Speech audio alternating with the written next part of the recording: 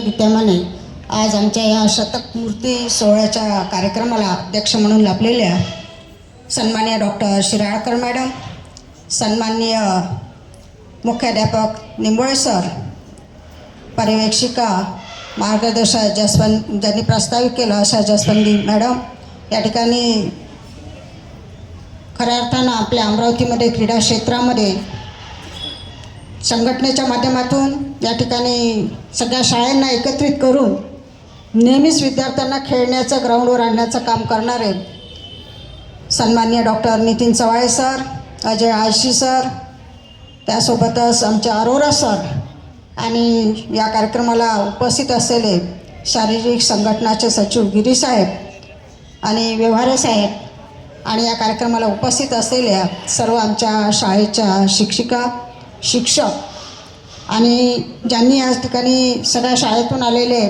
सर्व क्रीडा शिक्षक आणि सर्व माझ्या अमरावती शहरातील विद्यार्थी. खरं म्हणजे मला या ठिकाणी शिराळकर मॅडम सांगायचं आहे की मी सुद्धा या ठिकाणी आमदार पदापर्यंत तर मॅडमनी सांगितलं तर ग्राउंडवरच सगळं शिकायला मिळतं का अभ्यासातच हुशार असून चालत नाही. त्यासाठी आपल्याला आपला शारीरिक मानसिक जेपर्यंत आपण व्यवस्थित राहत नाही तेपर्यंत आयुष्यामध्ये पुढे जाऊ शकत नाही. आणि आज मी इथपर्यंत पोहोचले हे सुद्धा सांगत असताना मी सुद्धा खो खो खेळली आहे, अमरावतीमध्ये जिंकली होती. त्याच्यानंतर आमची टीम धामणगावला गेली होती. धामणगावला 2 दिवस राहिलो, पण तिथून हारत परत आलो तेव्हा मी 9वीत होती. म्हणजे शेवटी ग्राउंडवर खेळल्यावर माणूस कसा घडतो आणि माणसाला आयुष्यामध्ये दिशा कशी मिळते खऱ्या अर्थानं ग्राउंडवरच मिळू शकते. आणि खो खो हा गेम खूप चांगला आहे आणि खो खोमध्ये इतकं धावलं जातं की त्या ठिकाणी स्पीड आणि त्या ठिकाणी असणाऱ्या आऊट करण्याची जी महत्त्वाची हे आहे की त्याच्यामध्ये बुद्धी आणि शारीरिक दोन्हीचा कस लागतो. आणि त्यातून त्या ठिकाणी विद्यार्थ्याला माहीत असतं की आपल्याला आपल्या आयुष्यामध्ये पुढे जायचं असेल तर माणूस खचत नाही. आणि या खो खोच्या माध्यमातून निश्चितच त्या ठिकाणी आपल्याला चांगली दिशा आणि आयुष्य चांगलं बनतं हे सुद्धा या ठिकाणी विद्यार्थी मित्रांना आपण सांगू इच्छिते.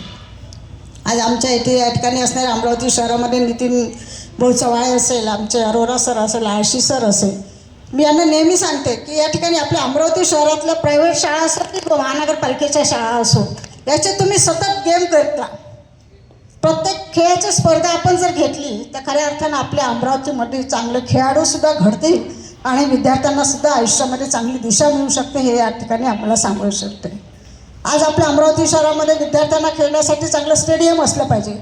म्हणून या माध्यमातून विभागीय स्टेडियम आहे त्यालासुद्धा आपण 50 कोटी रुपये आणले आणि येणाऱ्या 7 ते 8 महिन्यामध्ये त्या ठिकाणी सगळे आपले गेम खेळले जातील. म्हणजे खो खो असेल, कबड्डी असेल, व्हॉलीबॉल असेल, त्या ठिकाणी हॉकी असेल, त्या ठिकाणी वॉकिंग असेल, त्याच्यानंतर म्हटलं ते आतमध्ये जे काय आहे ते सगळी डिझाईन आपण त्या ठिकाणी तयार केलेली आहे. पैसेसुद्धा आले, त्या कामाला सुरुवात झाली. आणि 1 नंबरचं आपलं अमरावती शहरातलं विभागीय संकुल हे निश्चितच सगळ्या विद्यार्थ्यांना खेळण्यासाठी, बघण्यासाठी आणि प्रत्येक शाळेच्या विद्यार्थ्यांना त्या ठिकाणी खेळासाठी आणलं पाहिजे. म्हणून महाराष्ट्र शासनाकडनं मी प्रयत्न करणार की शाळेमध्ये घेतल्यापेक्षा आपण त्या ठिकाणी संकुलमध्ये घेतल्या पाहिजे स्पर्धा, की येणाऱ्या आमच्या अमरावती शहरातल्या सगळ्या शाळेचे विद्यार्थी त्या ठिकाणी येतील आणि त्यांनासुद्धा वाटेल की आयुष्यात आपण चांगलं खेळलं पाहिजे, बक्षीस मिळवलं पाहिजे आणि पुढं गेलं पाहिजे हे त्या ठिकाणी आपलं पाहिजे. त्यासोबत असणारे जिल्हा स्टेडियम आपण त्या ठिकाणी तयार केलं. जिल्हा स्टेडियममध्ये सुद्धा आपला त्या ठिकाणी प्रयत्न आहे की त्या ठिकाणी असणारे खेळ जे विभागीयमध्ये असेल आणि जे नसेल ते आपण त्या जिल्हा क्रीडा संकुलमध्ये घेणार आहे. म्हणजे सगळे खेळ आपल्या अमरावती शहरामध्ये या ठिकाणी खेळले गेले पाहिजे अशा माध्यमातून आपण नेहमीच मी प्रयत्न केलेले आहे आणि त्यासाठी पैसे आणले ते सुद्धा काम चालू आहे. आज या ठिकाणी सांगत असताना मला सांगावंसं वाटतं की या ठिकाणी महानगरपालिकेच्या शाळेमध्ये आपले क्रीडा शिक्षकच बंद केले होते गेल्या 4-5 वर्षामध्ये.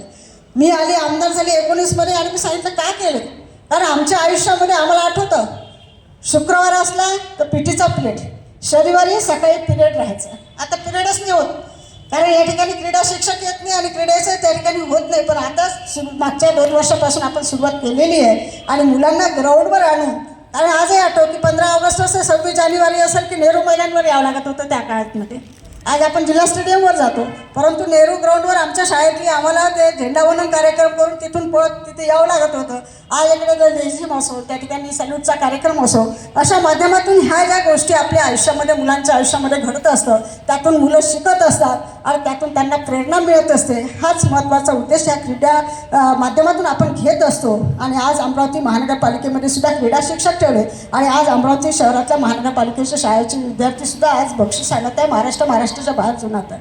मग आमच्या प्रायव्हेट शाळेचे तर आपण या ठिकाणी काम करतच असतो. प्रायव्हेट शाळेला तर मॅडमनी सांगितलं अडचणी खूप आहेत, कारण ही मराठीतली शाळा आहे. 100 वर्ष पूर्ण झाली, म्हणजे 1924 साली चालू झालेली शाळा ही आता 2024मध्ये 100 वर्ष पूर्ण झालेली आहे. आणि मराठीला खरंच प्रॉब्लेम आहे. आपल्याला माहीत आहे की आपल्याला दर्जा वगैरे मराठीचा मिळाला आहे, परंतु आता लोकांचा कल बदलला आहे आणि प्रत्येकाला वाटतं की माझा मुलगा इंग्लिश मिडियममध्येच गेला पाहिजे. एक साधी बाई असेल, काम करणारी असेल, 3000 महिना जरी कमवली असली, तिला वाटते का माझ्या मुलाला इंग्लिश आलं पाहिजे. आता फॅड आहे, इंग्लिश आहे, पण मराठी एवढं सक्षम कुठेच नाही आहे. आज आता आपण फक्त मराठीचा दर्जा मिळाला तर सगळं मराठीतच काम होणार आहे. पण आईवडिलांची इच्छा असते ना की माझा मुलगा अमरावतीतून मुंबईला गेला पाहिजे, मुंबईतून फॉरेनला गेला पाहिजे, मग बंगलोरला गेला पाहिजे, कंपनीत काम केलं तर इंग्लिश नाही आलं तर कामच नाही होत भविष्यात.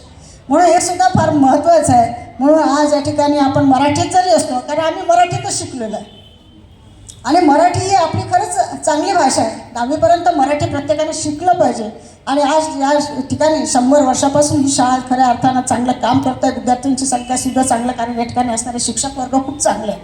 आणि त्यातून जो आईवडिलांचा विश्वास आपल्या शाळेवर आहे, नूतन संस्थेवर आहे, हे खऱ्या अर्थानं येणाऱ्या इतक्या शाळा निघाल्या. नूतन कन्या शाळा असेल किंवा आमची शाळा असेल, 100 वर्षाच्या जुन्या आहेत, पण या ठिकाणी ॲडमिशन घेताना त्या ठिकाणी कुठेही कमी पडत नाही. विद्यार्थी आईवडिलांचा जो विश्वास आपल्या शाळेवर आहे, त्या माध्यमातून आपण ह्या सर्व या ठिकाणी मुलांना शारीरिक असो, मानसिक असो आणि अभ्यास असो, ह्या तिन्ही गोष्टी आपण शिकवण्याचा प्रयत्न करतो.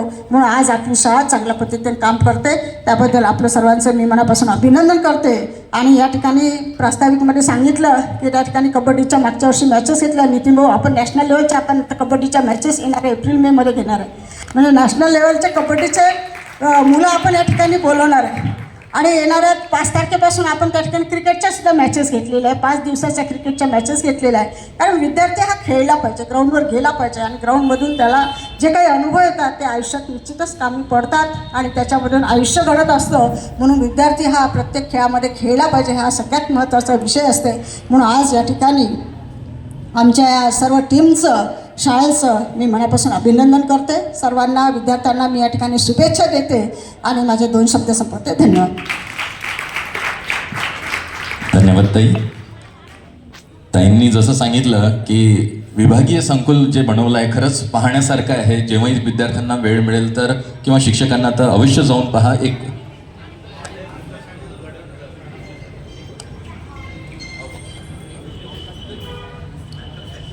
सॉरी, आजच्या आंतरशालेय खो खो स्पर्धेचं उद्घाटन झालं असं मी जाहीर करतो. धन्यवाद मॅडम. मॅडमचं जितकं कौतुक करावं क्रीडा क्षेत्रामध्ये जे कार्य त्यांनी केलेलं आहे, तर मी कौतुक करण्यापेक्षा त्यांचं इथे आभार व्यक्त करतो की येणाऱ्या नवीन पिढीला, नवीन युवकांना आपण एक वेगळी संधी इथं उपलब्ध करून दिली. यानंतर एक छोटीशी रिक्वेस्ट आहे आणि ती रिक्वेस्ट आमच्या अमरावती महानगर क्रीडा शारीरिक शिक्षक संघातर्फे आहे की जसं तुम्ही एक संकुल उभारलं, नंतर स्टेडियमचं कार्य केलं, खूप साऱ्या स्पर्धा घेतल्या, तसंच एक स्पर्धा होते खो खोशी रिलेटेड आणि ती स्पर्धा आहे भाई नेरुळकर राज्यस्तरीय खो खो स्पर्धा. आणि आपल्या प्रयत्नातून ही अमरावतीमध्ये पुढल्या वर्षी व्हावी, त्याकरिता 50 लाखाचं सरकारचं प्रयोजन असतं आणि एक भव्य दिव्य एक कार्यक्रम आपल्या अध्यक्षतेमध्ये, आपल्या मार्गदर्शनामध्ये व्हावे, याकरिता मी सर्व महानगर शिक्षक संघटनेचे अध्यक्ष, सचिव, कोषाध्यक्ष, नंतर सदस्यगण, सर्व शारीरिक शिक्षक संघांना इथे, शारीरिक शिक्षकांना इथे आमंत्रित करतो की त्यांनी इथे यावं. 100% होईल, नितीन भाऊनी सांगितलं पाहिजे. मॅडमने शब्द दिला म्हणजे 100% ते होणारच. सोबतच मी दिवे सर यांना इथे मंचावर आमंत्रित करतो की ते सभागृहामध्ये आताच आलेले आहेत. सचिव आहेत मुख्याध्यापक संघ अमरावती महानगराचे. 1 मिनिट थांबाल दिवे सर, आपण इकडे या सर. प्रवीण दिवे सर यांनी देखील इथे यावं.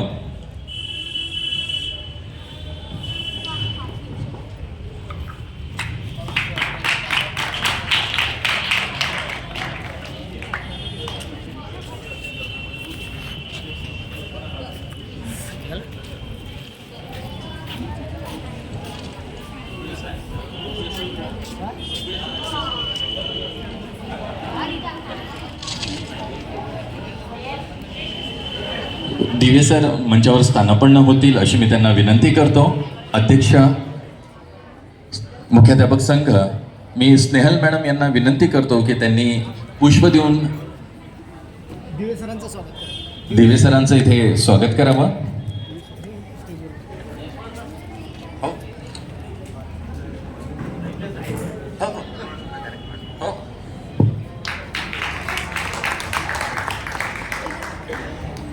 यानंतर मी गिरी सर यांना विनंती करतो की त्यांनी पुढचं सूत्रसंचालन करावं.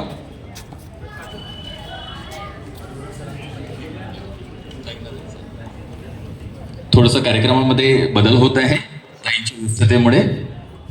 धन्यवाद सर. विद्यार्थी मित्रांनो, आपण जेव्हा खो खो खेळत असतो तत्पूर्वी आजच्या या कार्यक्रमाचे अध्यक्ष आदरणीय नूतन विदर्भ शिक्षण मंडळाचे अध्यक्ष डॉक्टर मायाताई शिराळकर, त्याचप्रमाणे आमचे छोट्याशा का होईना कार्यक्रमासाठी आपल्या वेळातला वेळ काढून आल्यात सन्माननीय आमदार सुलभाताई खोडके, त्याचप्रमाणे उपस्थित सर्व मान्यवर, या सर्वांचा सर्वप्रथम धन्यवाद देतो त्यांना. आणि विद्यार्थी मित्रांनो, तुम्हाला माहिती आहे की खो खो खेळत असताना क्षमतेपेक्षा जास्त धावावं लागतं. आपली जी क्षमता आहे त्याच्यापेक्षा जास्त धावावं लागतं आणि क्षमतेपेक्षा धावायला दम लागतो. क्षमतेपेक्षा धावायला दम लागतो आणि क्षमतेपेक्षा जास्त धावायलाही दम लागतो.